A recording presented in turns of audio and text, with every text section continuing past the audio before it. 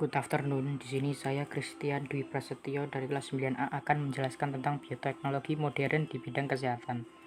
Bioteknologi modern bidang kesehatan adalah bioteknologi yang melibatkan rekomendasi DNA dan fusi sel untuk membuat produk dalam bidang kesehatan.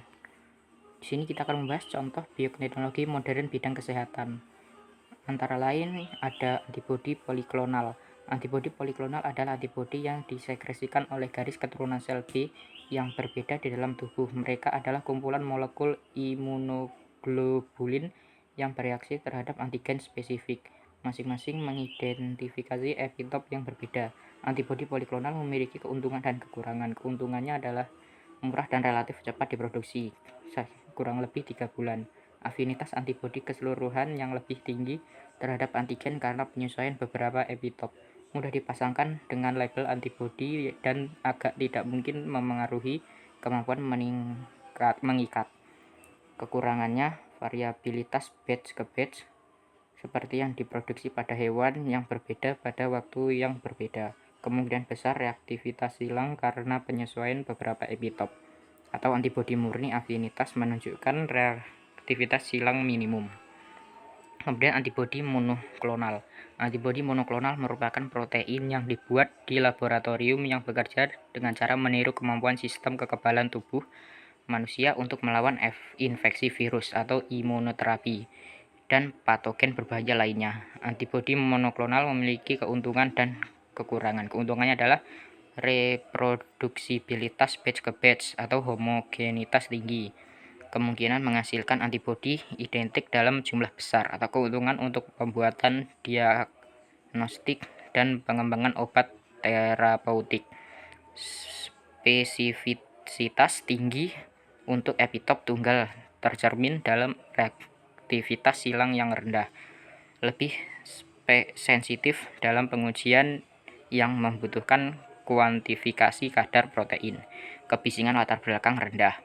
Kekurangannya, lebih mahal untuk diproduksi, diperlukan untuk menghasilkan kumpulan beberapa antibodi monoklonal, membutuhkan lebih banyak waktu untuk menghasilkan dan mengembangkan klon hibridasi, kurang lebih 6 bulan, lebih rentan terhadap perubahan yang mengikat saat diberi label.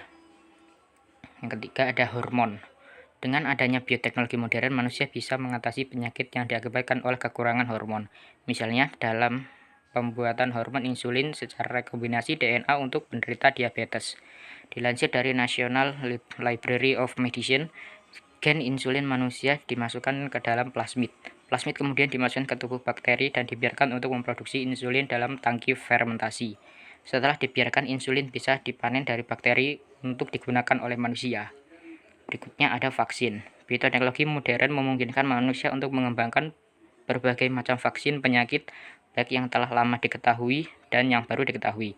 Contoh vaksin hasil bioteknologi modern adalah vaksin influenza, vaksin hepatitis A dan B, vaksin distonia cervix, vaksin kolera, vaksin COVID-19, dan yang masih dikembangkan yaitu vaksin Ebola.